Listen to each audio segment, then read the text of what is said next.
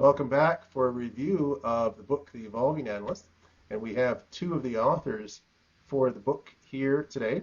And their story, the name of their article is Requirements versus Solutions. It's in the Requirements Elicitation section.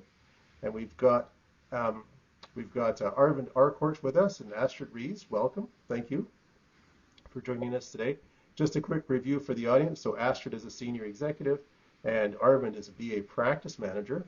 And one of the things that I like about their article is that how it tries to emphasize, or it does emphasize, it does emphasize the importance of intentional, sort of outcome-focused business analysis in very complex organizational environments. So thank you for joining us both. And we've got some questions for both of you. So let's begin with Astrid. Where do you think organizations most misunderstand the real value that BAs bring, and what usually gets lost because of that misunderstanding, do you think? Yeah, look, really good question. And just to point back, it's interesting, Arvind and I wrote that article 15 years ago, and rereading it now, it's incredible to see how relevant it really still is. Even probably more so where people are so caught up with looking directly towards a software solution before they really start to look at what the problem is. And so I guess that's my answer to the question is that a lot of the time agencies and organisations I work in really see a BA role as just a document writer and someone who captures decisions after they've been made. When really the value that we can bring to the table is asking those difficult questions up front. A good BA should be wedging themselves in before a project has even started, and saying, why are we doing this? Where are we at now? What are the problems that we're trying to solve? I actually feel like the industry and us as BAs, we're sort of part of that problem, of that misunderstanding. I think a lot of the time we talk about how important, the BA soft skills are, and I know we shouldn't call them soft skills, but we talk about skills that BAs need to bring to the table, good analysis skills, good communication skills, good listening skills, but what we don't do enough is foster the ability to be assertive and to challenge the status quo. And so the misunderstanding organisations have about BAs and what value they bring, I think is really down to us being a little bit too passive in our roles. We could do a lot more to gravitate towards the BA role having a mandate to ask those questions. And even I think your question, what do organisations misunderstand about the value of business analysts? There is a lot of focus on business analysis as a set of skills and techniques that anyone can do. It needs to happen. The fact is it doesn't just happen. And I think we've diluted that pool a little bit over the last 15, 20 years by sort of just allowing it to happen. We think it happens magically. It doesn't. It actually needs somebody who is very strong at bringing people back to what is the problem we're trying to solve? Why are we doing this thing? Do we really need to launch into building a bunch of features now when we haven't really understood the problem? So I guess that's a roundabout way of saying, yes, organisations misunderstand our value, but sometimes I feel like we bring that upon ourselves. I like that idea of challenging the status quo. Not everyone can do it, and not everyone can do it well, and not everyone wants to do it. But I think that's when you really start to see maybe some change come out, when the BA can be vocal about these changes that need to be done. Well, great. Thank you, Astrid. So question for you, Arvind. What signals do you think tell you early on that an initiative is at risk, either technically or from, say, a business perspective? Look, I think Astrid touched upon it already. If we are not starting from what is the problem we are solving, that is the first red flag. If no one is clear about what are we actually trying to solve here, big problem there, right? If the initiative for the project is to implement a solution, big red flag. because that should not be the initiative. The initiative should be to solve the problem. And believe it or not, it is 2025. It still happens. There are so many companies that do that. My own company a couple of years ago, where I was sitting there, they had already decided to implement Salesforce. Nothing wrong with Salesforce. Salesforce is a very powerful tool. It's a fantastic tool. Great. But is that really the right solution for your organization? They didn't get into that yet. They just wanted the flashiest software in the market. They said we wanted two, and not realizing that you don't need a Ferrari. If the roads are not fine, what's the point in having a Ferrari, right? So fix the fundamentals first. First, go ask the business what they want. If it can't start from there, then biggest red flag. That's more from a business point of view. From a technical point of view, I'll say if you're finding yourselves doing lots of workarounds, lots of band-aid solutions, you are creating lots of technical debt. That is a red flag from a technical point of view. So really, quite easily, if a BA can look at that solution and say that's a very tactical solution, because down the line that's not going to work anymore. In 6 months' time, something's going to change, and this is not going to work anymore. So the solution is only good for 6 months or 12 months or whatever the case may be. That you're creating a technical debt which has to be fixed later. A BA should be in a position to pick on those things and say we need to have a more strategic long-term solution. With a business perspective, if the BA is not clear about what is the business problem that's being solved, it's most likely that no one else is clear either. So it's my responsibility as a BA to bring that question to the table and say, first, help me understand what the problem is. And I guarantee you 9 out of 10 times, no one on the table will be able to say that. So that is an initiative for you to say, hang on, let's go and first define that problem first before you go and solve it. So these two would be my top signals early on to say, to pick on any red flags. I like that idea. Get rid of the technical debt early so you ask those pertinent questions, and no shiny tools. I mean, there's lots of shiny tools, but you have to use the functionality from that shiny tool that you need and not everything that's on the table. Ironically, the same organization that made this mistake also introduced me to this line saying you don't always need a Ferrari. So they were saying that in the words, but they were not implementing that in their actions. So they still wanted to go and get Salesforce. But in other meetings, I've heard the very same people say, you don't need a Ferrari. Yeah, of course. And that should apply to your Salesforce decision that you just took. I think many BAs have actually been there with those shiny tool issues. Well, thank you very much, Arvind.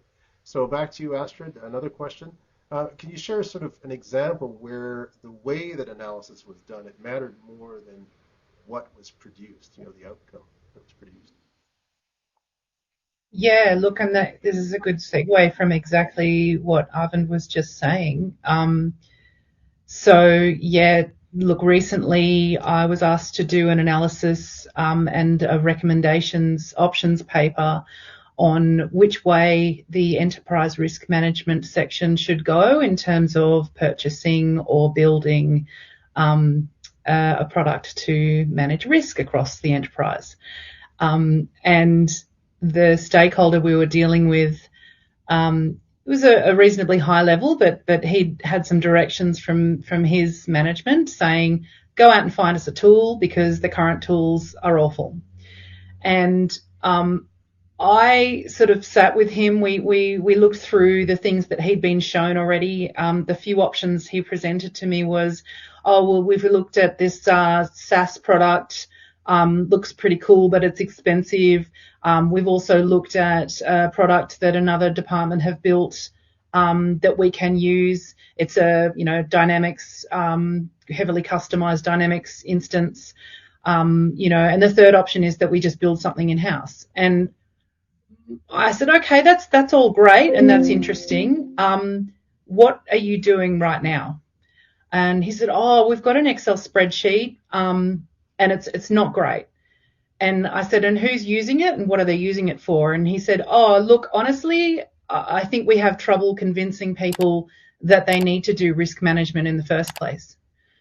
And I very diplomatically turned the conversation around and said to him, do you think a solution like a software product is going to solve that problem? Or do you think maybe it's time to do some education across the agency about risk management and what it means and why it's important in your project, how to do it effectively? And so through a few meetings with him and his management, we ended up saying, look, we're happy to do this assessment of these software products for you, but you don't really know what your requirement is yet. We're strongly recommending that you go back, you run an organizational-wide campaign around risk management, you maybe clean up your Excel spreadsheet a little bit just so it's a little bit neater and easier to use, start helping people to get onto that train, and then come back to us in a year, and then we can really start to look at what it is that a product might deliver beyond what you're already using with your spreadsheet.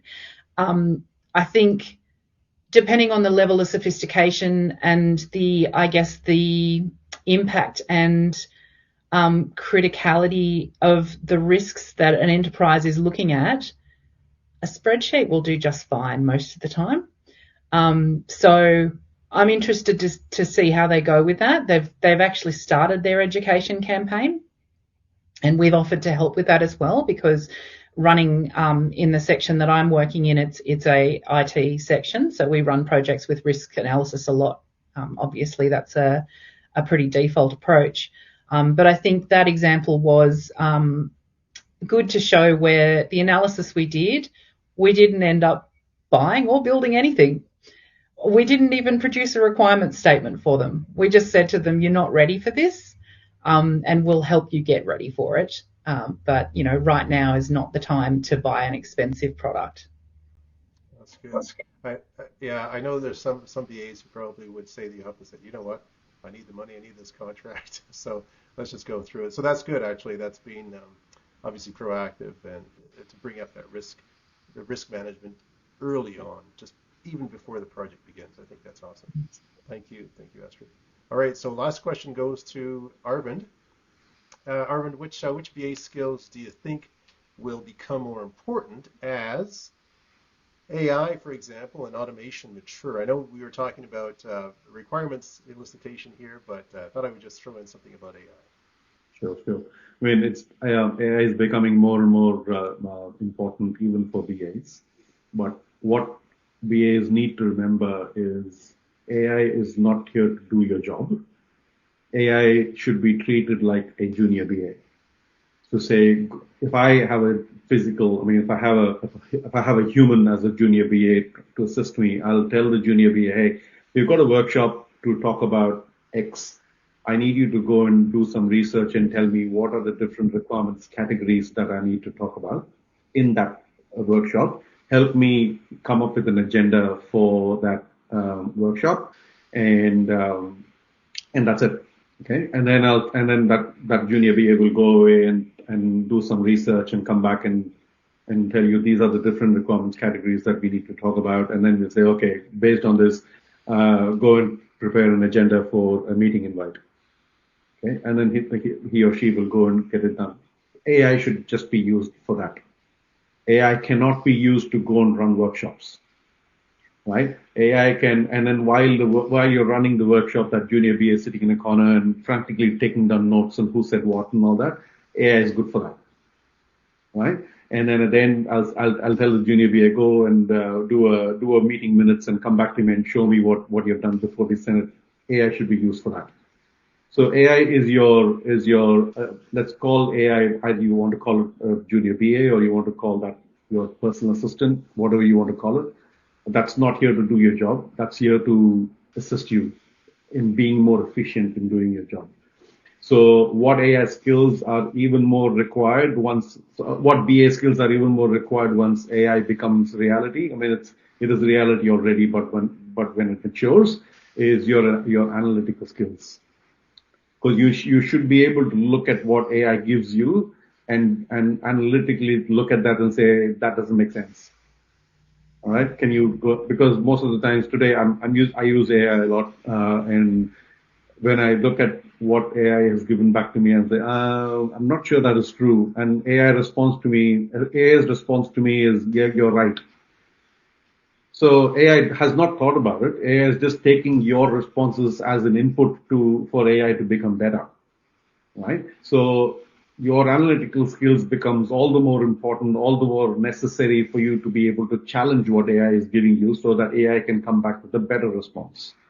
Right? You naturally do that when you are sitting with a junior BA because you know the junior BA is not as skilled as you. So you very naturally analytically and critically think of what your junior BA has come to you with. AI is no different. Right? So analytical thinking and critical thinking, I'll tell you, I think are the two most useful skills for you to be able to use AI in a more efficient way and in a better way. I like that idea of the analogy, rather, or the metaphor of seeing AI as a junior BA. That's really, really good because it does make you think twice. The information I'm getting is not 100% accurate. I need to be able to question this. Superb. Well, thank you very much, Astrid and Arvind, for being on the show, and thank you once again for your contribution to the book. And I wish you both a wonderful and amazing rest of your day. Thank you very much. Thank you, Marcus. Thank you.